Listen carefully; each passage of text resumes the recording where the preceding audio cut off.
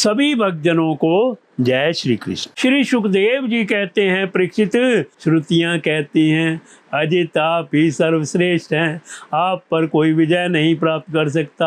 आपकी जय हो प्रभु। आप सब भाव से ही समस्त ऐश्वर्यों से पूर्ण हैं, इसलिए चराचर प्राणियों को फंसाने वाली माया का नाश कर दीजिए प्रभु। इस गुणमयी माया ने दोष के लिए जीवों के आनंदमयी सहज स्वरूप का आच्छादन करके उन्हें बंधन में डालने के लिए ही सत्यवादी गुणों को ग्रहण किया है। जगत में जितनी भी साधना, ज्ञान, क्रिया आदि शक्तियां हैं, उन सबको जगाने वाले आप ही हैं, इसलिए आपके मिटाए बिना यह माया मिट नहीं सकती।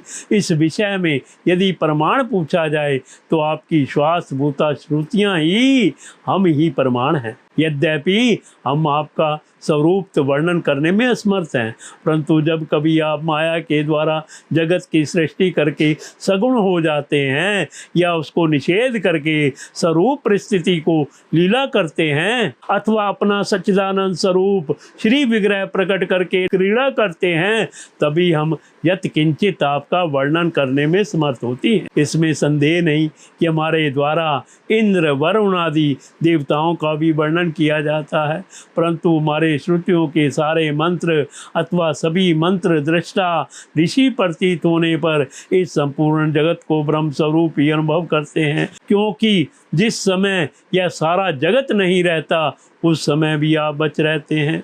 जैसे घट, शराब, मिट्टी का प्याला, कसोरा आदि सभी विकार मिट्टी से ही उत्पन्न और उसी में लीन होते हैं, उसी प्रकार संपूर्ण जगत की उत्पत्ति और प्रलय आप में ही होती है। तब क्या आप पृथ्वी के समान विकारी हैं? नहीं, आप तो एक रस निर्विकार हैं, इसी से तो यह जगत आप में उत्पन्न नहीं प्रतीत है। इसलिए जैसे घट, श्राव आदि का वर्णन भी मिट्टी का ही वर्णन है, वैसे ही इंद्र, वरुण आदि देवताओं का वर्णन भी आपका ही वर्णन है। यही कारण है कि विचारशील ऋषि मन से जो कुछ सोचा जाता है और वाणी से जो कुछ कहा जाता है और उसे आप में ही स्थित आपका ही स्वरूप देखते हैं।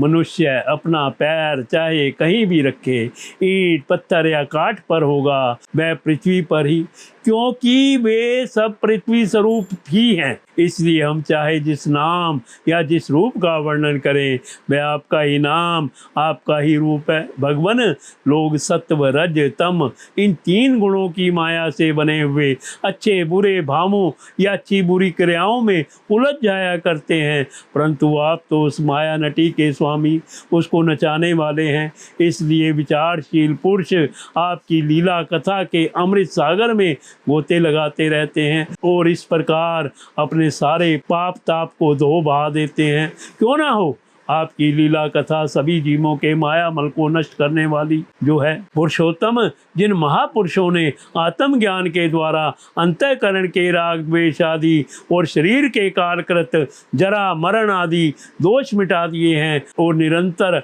आपके उस स्वरूप की अनुभूति में मगन रहते हैं जो अखंड आनंद स्वरूप है, उन्होंने अपने पाप तापों को सदा के लिए शांत भस्म कर दिया है। इसके विषय में तो कहना ही क्या है।